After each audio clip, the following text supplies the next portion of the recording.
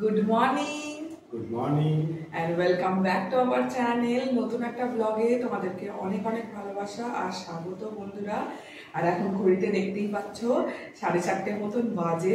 আর আজকে আমরা সারপ্রাইজলি হঠাৎ করে কালকে রাত্রিরে আমরা ঠিক করেছি নিয়ে আজকে হচ্ছে ঘুরতে যাচ্ছি। একদিনের জন্যই ঘুরতে যাওয়া, সেটা তোমাদেরকে বলেই দিচ্ছি যে ঘাটশিলায় যাচ্ছি ঘুরতে।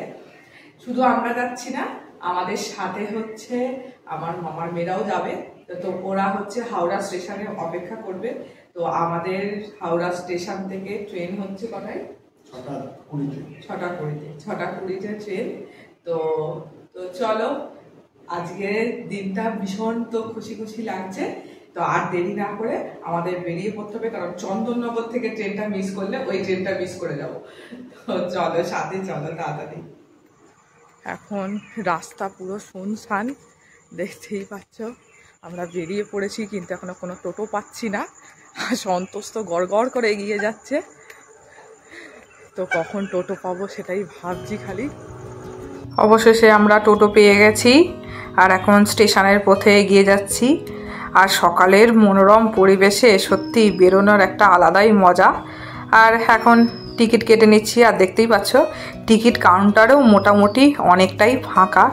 আমরা তো অনেক সকালবেলায় তো বেরিয়ে পড়েছি, আর একদিনে ঘুরতে যাওয়ার বিশাল একটা মজা লাগছে। এখন ট্রেন এক্ষুনি ঢুকবে। আর সত্যি কথা বলতে, যখন বেরোচ্ছিলাম তখন তো পুরো অন্ধকার ছিল, বেশ ওয়েদারটা কি ভালো লাগছিল। আর এই ওয়েদারে বেশ ঘুরতে যাওয়ার একটা আলাদাই মজা। কিন্তু গরম লাগছে এখন, এখন রোদ আলোটাও ফোটার পর বেশ ভালোই গরম লাগছে। সারাদিনটা কেমন কাটে সেটাই দেখার। ট্রেন তো ঢুকছে, এবারে আমরা যাব হাওড়ায়। আর হাওড়া থেকে গিয়ে হাওড়া বারবিল জনশতাব্দী এক্সপ্রেস, ওটা ধরেই আমরা যাব ঘাটশিলা। তো চলো, আমাদের এই ট্রেনটা তো ছেড়ে দিল, হাওড়ায় গিয়ে আবার তোমাদের সাথে কথা হচ্ছে। আমরা এখন হাওড়া স্টেশনে নেমে পড়েছি। এবার হচ্ছে আমার মামার মেয়েরা এখনো আসেনি, ওরা হচ্ছে এখন সবে ট্যাক্সিতে উঠেছে। এই আমরা এখন হাঁটতে হাঁটতে মোটামুটি 1টার দিকে যাই। আমরা ট্রেনের সামনে চলে এসেছি। এখন আমার মামার মেয়েরা এসে উদ্ধার করতে পারেনি, 10 মিনিট হাতে আর টাইম আছে, দেখি কতক্ষণে আসে ওরা। এই যে পেছনে ট্রেনটা দাঁড়িয়ে রয়েছে, এটাই হচ্ছে হাওড়া বারবিল জনশতাব্দী এক্সপ্রেস। এই ট্রেনটা করেই আমরা আজকে ঘাটশিলা যাব। চলো তোমাদের সাথে স্টার্ট করি দিনটা। তোমাদের একটু দেখিয়ে দিই, এপাশে পুরী যাওয়ার ট্রেন বন্দে ভারত যাচ্ছে। এই যে তোমরা পেছনে দেখতে পাচ্ছ, বন্দে ভারত যাচ্ছে, এক্ষুনি ছাড়লো পুরী যাওয়ার ট্রেন। আর আমাদের হচ্ছে পুরীতে চলেই যায়। তো চলো, যাই হোক, যেখানেই ঘুরতে যাচ্ছি সেটাই মজা, তো সেখানে ঘুরতে যাওয়া হোক। চলো, আমি চলে এসেছি। এটা হচ্ছে আমার বর ঘুমাচ্ছে। আর সন্তোষ আর ঝিলি অনেকক্ষণ ধরে ভাবছি যে একবার বলিয়ে দিই যে আমি চলে এসেছি, আমার জন্যই ওরা অপেক্ষা করছিল। লাস্ট মোমেন্টে আমি ট্রেনে ঢুকে পড়েছি, ট্রেন ছাড়ার আগে তো উঠেই পড়েছি। চলো, সামনে আরও অ্যাডভেঞ্চার আমাদের জন্য, যারা ঘাটশিলা যাওনি তোমাদের জন্য। আমরা ট্রেনের মধ্যে এখন প্রচুর মজা করতে করতে যাচ্ছিলাম। এই যে এখন সবাই মিলে এখন গল্প গুজব চলছে আর কি। এখন আমরা খড়গপুর স্টেশনে দাঁড়িয়েছি, আর এখন খাবার দাবারের জন্য এই যে সন্তোষ এখন বাইরে রয়েছে। ট্রেনটা ছেড়ে দিলে বুঝবে খেলা। আর এই যে এখন খাওয়া দাওয়ার পর্ব চলছে। এখন এই যে কচুরি এনেছে, এটা এখন হচ্ছে খাওয়া দাওয়া হবে। আর ট্রেনটা ছেড়ে দিলেও আমার বরটা মনে উঠে কোথায় গেল। যাই বলো না কেন, ট্রেনে ঘুরতে যেতে কিন্তু ভীষণ মজা লাগে। আর দেখো বাইরের দৃশ্যটা এতটা সুন্দর ছিল যে তোমাদের সাথে একটুখানি শেয়ার করতে তো মন চাইলই।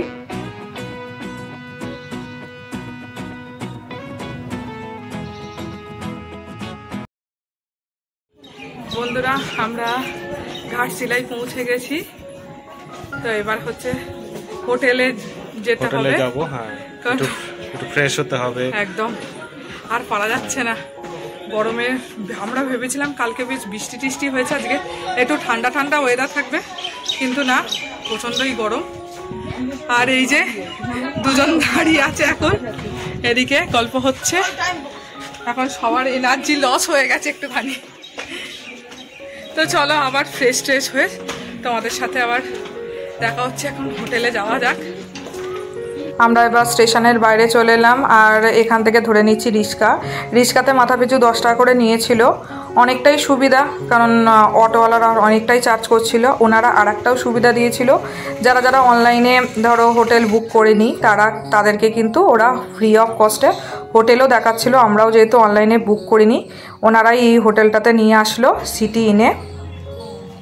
মুখের যা এক একজনের অবস্থা না, হেভি হেভি চরম। তো এবার চলো তোমাদের সাথে রুমটাকেও শেয়ার করে দিই। আমাদের হোটেলের রুম নিয়েছিল এসি রুম, 1300 টাকা। খুব এমন ভালোও ছিল না, মোটামুটি মিডিয়াম, একদিনের জন্য ঠিক আছে।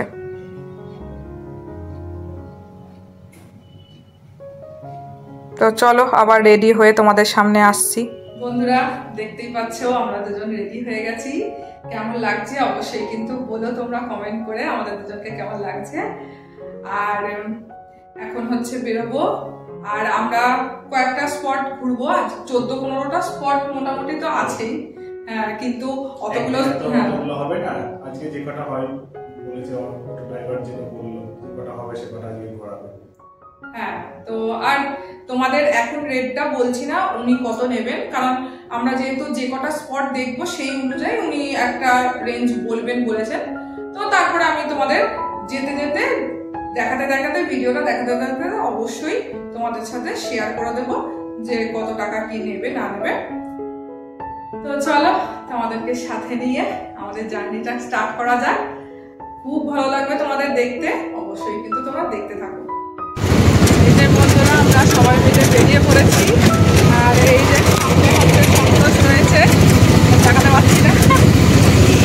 এখন প্রথমে যাচ্ছি আমরা হচ্ছে কোথায় বললো, রামকৃষ্ণ মঠে। তো চলো সাথে চলো। আমরা চলে এলাম রামকৃষ্ণ মঠে। এটাই হচ্ছে রামকৃষ্ণ মঠ। আমরা ভেতরে ঢুকিনি, তোমরা চাইলে অবশ্যই ভেতরে ঢুকতে পারো, তাই আমি তোমাদের সামনে থেকে একটুখানি দর্শন করিয়ে দিলাম। এবারে চলে যাচ্ছি পরবর্তী ডেস্টিনেশনে। আর তার আগে তোমাদেরকে বলে দিই, আমরা এই যে অটোটা ভাড়া করেছিলাম, আর আমরা যেহেতু বেছে বেছে কিছু দর্শনীয় স্থান দেখছি, তাই আমাদের লেগেছিল 1400 টাকা। এই যে বন্ধুরা এখন প্রচণ্ড রোদ্দুর, আর আমরা এখন এলাম হচ্ছে রাতমোহনা দেখতে। তোমাদেরকে একটুখানি ভালো করে দেখিয়ে দিচ্ছি। সুবর্ণরেখা নদী এটা। হ্যাঁ, একটুখানি দেখিয়ে দিই, ভালো করে দাঁড়াও। এবারে তোমরা শুধু দেখো সুবর্ণরেখার অপূর্ব সুন্দর দৃশ্য। মানে সত্যি, মানে এখানগুলোতে না এলে এই দৃশ্য নিজের চোখে না দেখলে কখনোই কল্পনীয় নয়। অসাধারণ দৃশ্য, মানে সুবর্ণরেখা নদী আপন বেগে বয়ে চলেছে, অসাধারণ দৃশ্য। আর এখানে অনেকটাই ক্ষতিগ্রস্ত হয়ে গেছে আর কি রাস্তাগুলো। আর ওই যে দূরে যে সেতুটা দেখতে পাচ্ছ, ওই সেতুটাও অনেকটা ক্ষতিগ্রস্ত অবস্থায় রয়েছে। আর আমরা যে সেতুর ওপর দিয়ে এলাম সেটা তো নতুন সেতু তৈরি করা হয়েছে। তো এবার আমরা চলে এলাম একটু লাঞ্চ করতে, আর পথের পাঁচালী রেস্টুরেন্টে আর কি এলাম খেতে। আর আমরা এখানে থালি সিস্টেমেরই খাবার অর্ডার দিয়ে দিয়েছিলাম আর কি। খুবই সুন্দর খাবারগুলো ছিল। তো আমরা খেয়ে দিয়ে চলো আবার পরবর্তী ডেস্টিনেশনে যাওয়া যাক। এই যে আমরা খেয়ে দিয়ে বেরিয়ে পড়েছি পরবর্তী ডেস্টিনেশনে যাওয়ার জন্য। এই যে আমরা এখন চলে এসেছি বুরুন্ডি পাহাড়, আর পেছনে যেটা দেখতে পাচ্ছ সেটা হচ্ছে বুরুন্ডি লেক। এখানে বোটিংও করার ব্যবস্থা রয়েছে, কিন্তু এতটা পরিমাণে রোদ আমাদের আর বোটিং করার এনার্জি অন্তত পক্ষে নেই। কিন্তু জায়গাটা খুবই সুন্দর, দেখতেই পাচ্ছ। একটুখানি ঠান্ডার মধ্যে আসলে ভালো হতো, কিন্তু আমরা প্রচণ্ড গরমের মধ্যে চলে এসেছি, আর কি করা যাবে। তো যাই হোক, তোমাদেরকে একটুখানি ঘুরিয়ে দেখাচ্ছি। সত্যি গো, ঘাটশিলার প্রত্যেকটা জায়গা কিন্তু খুবই সুন্দর ছিল। আর এই বুড়িডি পাহাড় আর লেক দুটোই কিন্তু অসাধারণ ছিল। বোটিং করতে পারলেও ভালো হতো, কিন্তু প্রচণ্ডই রোদ ছিল, কিছু করার নেই।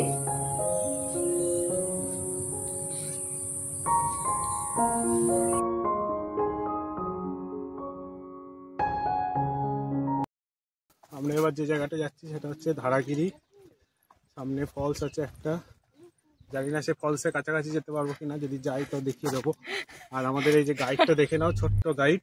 হ্যাঁ, তোমাদের একবার দেখিয়ে দিই, দাঁড়াও, গাইডটাকে শুধু একবার দেখো, হেভি মজা লাগবে। আরে এই যে এটা হচ্ছে আমাদের গাইড, ও হচ্ছে আমাদের নিয়ে যাচ্ছে। এর জন্য গাইড হচ্ছে 50 টাকা নেবে। হ্যাঁ, ওকে আমরা খুশি হয়ে সেটা দেবো। দেখো বন্ধুরা, আমরা সবাই কি সুন্দর আনন্দ করতে করতে এখন ঘন জঙ্গলের মধ্যে প্রবেশ করছি। ঘন জঙ্গলের বুক চিরে তার ভেতরে প্রবেশ করছি। অবস্থা শুধু আমাদের দেখো, আমাদের কত এনার্জি সঞ্চয় করতে করতে আমরা ঘন জঙ্গলের মধ্যে প্রবেশ করছি। এবার শুধু দেখো আমরা কোথায় যাচ্ছি। মাই গড,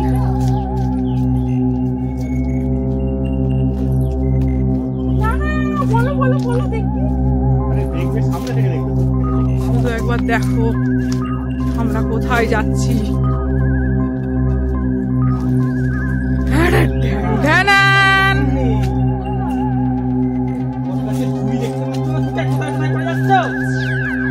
চোখে কি তোমার নেওয়া পড়েছে না ছানি পড়েছে?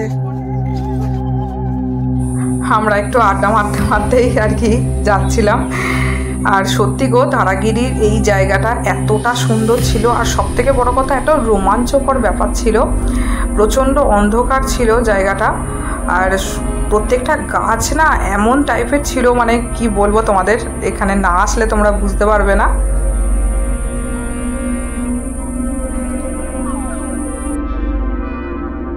বন্ধুরা দেখতেই পাচ্ছ, পেছনে হচ্ছে ধারা ওয়াটারফলস, বাট এতটাই গরম যে জল পড়ছে, মানে সেই আখের রসের মতো পড়ছে। বর্ষাকালে যেটা বলছে, যারা গাইড ছিল ওরা বলছে যে আষাঢ় শ্রাবণ মাসটা আসলে, অর্থাৎ ভরা বর্ষার সময় আসলে জল এত থাকে যে আমরা যেখানে দাঁড়িয়ে আছি সেটাও দাঁড়িয়ে থাকতে পারতাম না, আরো দূরে আসতে হতো। যাই হোক, এখন আমরা কাছে আসতে পেরেছি। জায়গাটা কিন্তু অসাধারণ, গাছগুলো যেমন হচ্ছে আমাদেরকে এইভাবে সেই হামলে পড়ে আছে, এক্ষুনি ভাবছি হয়তো এই হুড়মুড় করে পড়ে যাবে, কিন্তু না, খুবই একটা দারুণ জায়গা। আর এত গরমের মাঝখানেও এখানে একটুও কোনো গরম লাগছে না, মনে হচ্ছে একটা সুন্দর আবহাওয়া। সুতরাং এই সময় না আসলে তোমরা এই আবহাওয়াটাকে বুঝতে পারবে।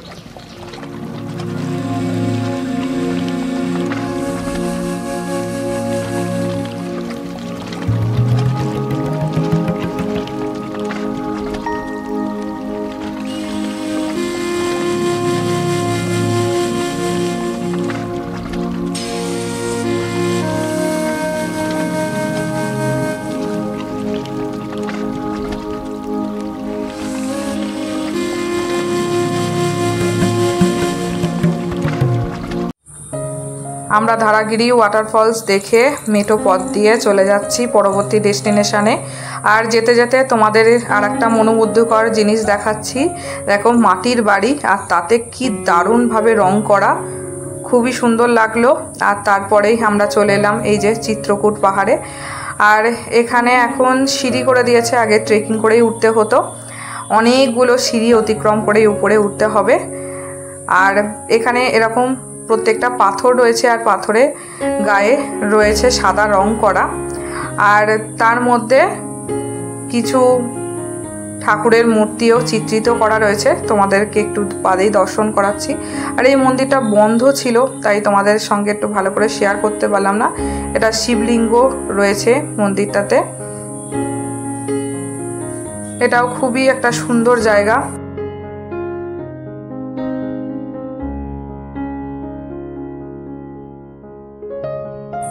খুবই সুন্দর লাগছিল। আর দেখো, তোমাদের সঙ্গে শেয়ার করে দিচ্ছি, এই যে এইভাবেই প্রত্যেকটা পাথরের গায়ে সাদা রং করা, আর সাথে রয়েছে প্রত্যেকটা দেবদেবীর মূর্তি। তারপরে আমরা চলে এসেছিলাম সানসেট ভিউ পয়েন্টে। এখানে সুবর্ণরেখা নদীটাকে আর এক রূপে তোমরা দেখতে পাবে, খুবই সুন্দর জায়গা। আর আমরা এখানে কিছু ফটো তুলে নিয়েছিলাম, সেটাই তোমাদের সাথে শেয়ার করে দিচ্ছি, দেখতেই পাচ্ছ।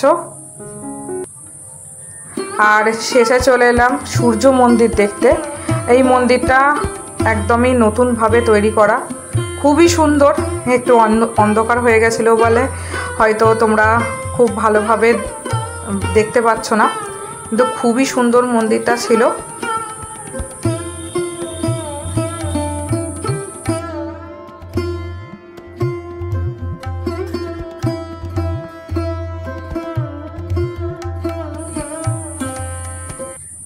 আমাদের প্রত্যেকটা ঘোরা কমপ্লিট। এবারে হচ্ছে আমরা হোটেলে ফিরে যাচ্ছি। এই যে বন্ধুরা, হোটেলে ফিরলাম। আর আমার মুখের অবস্থা দেখে বুঝতেই পারছো কতটা টায়ার্ড হয়ে গেছি। মানে কি বলবো, এই গরমের মধ্যে না একদমের জন্যই না ঘুরতে আসা উচিত না, কিন্তু ওই যে মাঝে মাঝে ছুটি পেয়ে গেলে আর কি করা যাবে, ঘুরতে টুরতে যেতে তো ভালোই লাগে, কিন্তু সত্যি গরমের মধ্যে পুরো এনার্জি লস হয়ে যায়। তো যাই হোক, যথারীতি আমাদের বেরোতে তো একটুখানি দেরি হয়ে গেছিলো, একটা জার্নি করে এসে প্রায় 11:30টার কাছাকাছি তো বেরোলাম। ওই জন্য শেষে আর বিভূতিভূষণ বন্দ্যোপাধ্যায়ের বাড়িটা দেখা হলো না, 5টার মধ্যে বন্ধ হয়ে যায় যেহেতু। আর একটুখানি ঝড় জলও মতন একটুখানি ঝোড়ো ঝোড়ো হাওয়াও উঠতে শুরু করে দিল। এখন ওয়েদারটা একটুখানি ভালো হলো, সকালের দিকে ভালো হলে আমরা তো একটু সুন্দর করে শান্তি করে ঘুরতে পারতাম বলো। আর কি করা যাবে, যাই হোক এখন একটুখানি ফ্রেশ ট্রেশ হবো, হয়ে আমরা তারপরে আবার একটুখানি বেরোবো, যেহেতু কালকে সকালে চলে যেতে হবে। তাই একটুখানি যেইটুকুনি মজা করা যায় সেইটুকুনি করে নেব। এই যে বন্ধুরা, আমরা আবার সন্ধ্যেবেলায় বেরিয়ে পড়েছি একটু রেস্ট নিয়ে। ওই তো সন্ধ্যেবেলায় একটু রেস্ট নিয়ে বেরিয়ে পড়েছি। 8টা 8:30 মতো বাজে এখন। তো একবারে রাতে ডিনার করে ফিরবো। তা ডিনার করতে আমরা এখন সেই দুবেলায় যে রেস্টুরেন্টে গেছিলাম পথের পাঁচালী, ওই রেস্টুরেন্টেই যাচ্ছি, কারণ খাবারটা খুবই সুন্দর ছিল। আর আশেপাশে আর সুন্দর রেস্টুরেন্ট আমরা পাইনি, তাই এখন আবার ওখানেই যাচ্ছি। এই যে আমরা ডিনার করতে চলে এসেছি। আজকে রুটি আর তার সাথে তরকা নেওয়া হয়েছে, আর একটা করে পরোটা। এই হচ্ছে রাত্রিরের ডিনার। আমরা রুমে চলে এসেছি, খাওয়া দাওয়া ডিনার পুরো কমপ্লিট।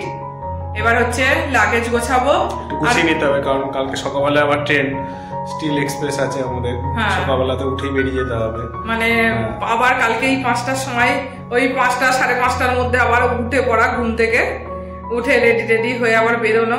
আজকেও সকালবেলা রেডি হয়ে বেরিয়েছি, আর কালকেও সকালবেলা বেরোনো, বুঝতেই পারছো কি অবস্থা।